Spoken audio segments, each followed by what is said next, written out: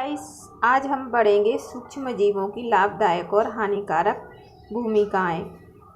लाभदायक भूमिकाएं घरेलू उत्पादों के उत्पादन में सूक्ष्म जीव जैसे दही सूक्ष्म जीव जैसे लैक्टोबैसिलस तथा अन्य सामान्यतः लैक्टिक एसिड अम्लीय कहते हैं, जिनमें लैक्टोबैसिलस एसिडोफिलस आदि होते हैं।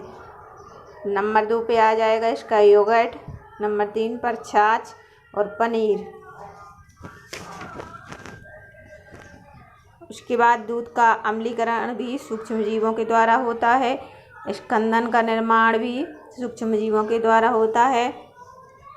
तोड़ से दही का पृथक्करण, पनीर का परिपक्वन, डोसा, उपमा एवं इडली में सूक्ष्म जीवों की लाभदायक क्रियाएं, डबल रोटी में, जलेबी एवं इमरती बनाने में, अन्य उत्पाद, कुछ औद्योगिक उत्पादों के उत्पादन में भी सूक्ष्म जीवों की महत्वपूर्ण उपयोग हैं। जैसे विभिन्न प्रकार के किण्वन, एल्कोहल उद्योग में ये चित्र बना है गाइस, बियर का व्यापारिक उत्पादन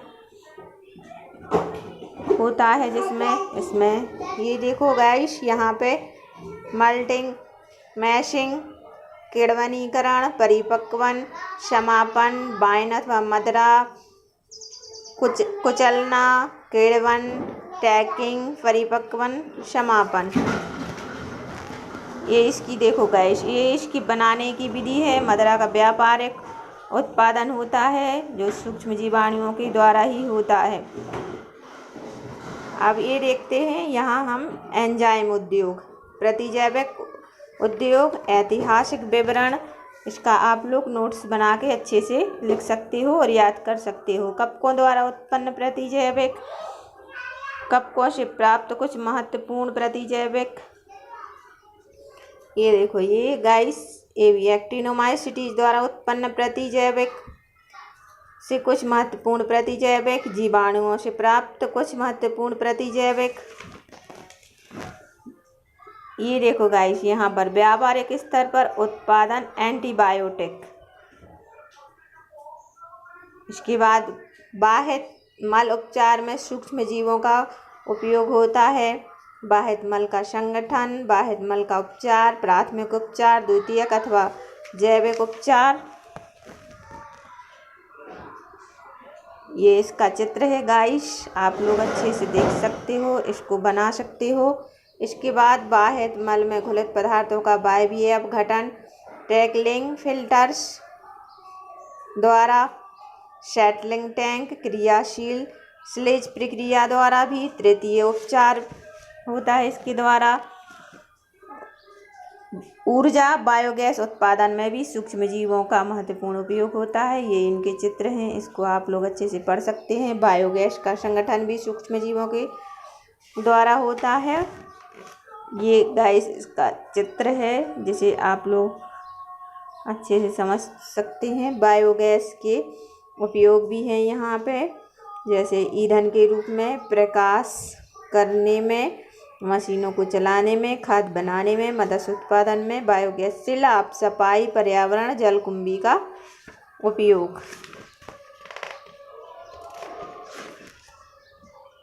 इसके बाद जैव नियंत्रण कारक के रूप में भी सूक्ष्म जीवों का उपयोग होता है।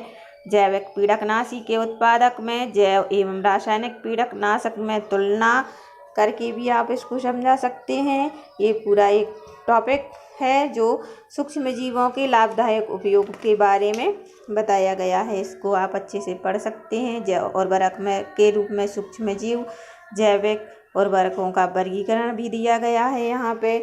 नाइट्रोजन स्थिरीकरण करने वाले जैविक उर्वरक, नाइट्रोजन सहजीवी नाइट्रोजन स्थिरीकरण करने वाले जैविक उर्वरक, नाइट्रोजन का स्थिरीकरण करने वाले जैविक उर्वरक राइजोबियम है, जो हर पेपर में ही क्वेश्चन के रूप में आता है। 2 नंबर में तो ये आ ही जाता है। फिर इसके बाद है गाइस राइजोबियम संवर्धन कल्चर, एजोवेक्टर है जो टिप्पणी में पूछ लिया जाता है MSc फर्स्ट पेपर में। नील हरित या साइनोबैक्टीरिया। मैंने इसकी अच्छे से वीडियो डाली है एक, उसको अच्छे से कवर कर सकते हैं। ये 2 नंबर में भी पूछ लेते हैं। एजोला भी आया था इस बार 2024 में। फास्फोरस को घुलनशील बनाने में जैविक उर्वरक का भी उपयोग है। कुछ जीवाणुओं की, सूक्ष्म जीवों और जीवाणुओं की हानिकारक भूमिकाएं भी हैं, जिन्हें हम अच्छे से देख सकते हैं।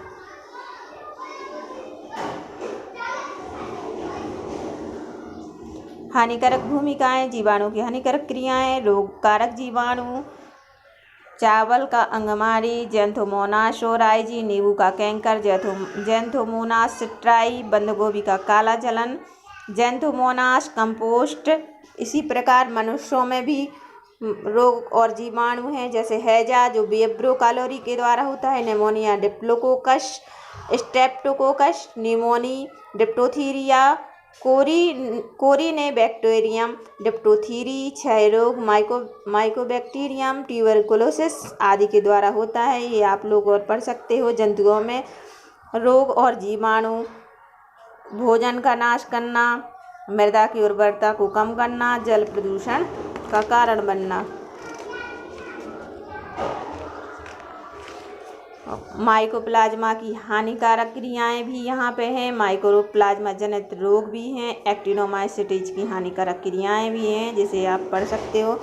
विषाणुओं की हानिकारक क्रियाएं भी यहाँ पे दी गई हैं। आज ये विषाणु वाला जो है, जीवाणुओं वाला सूक्ष्म जीवों का ये चैप्टर ख़त्म हो गया है। आप लोग इसको अच्छे से पढ़ सकते हो, या पूरी ही वीडियो देखकर आप फर्स्ट पेपर की अच्छे से तैयारी कर सकते हो। Thank you guys.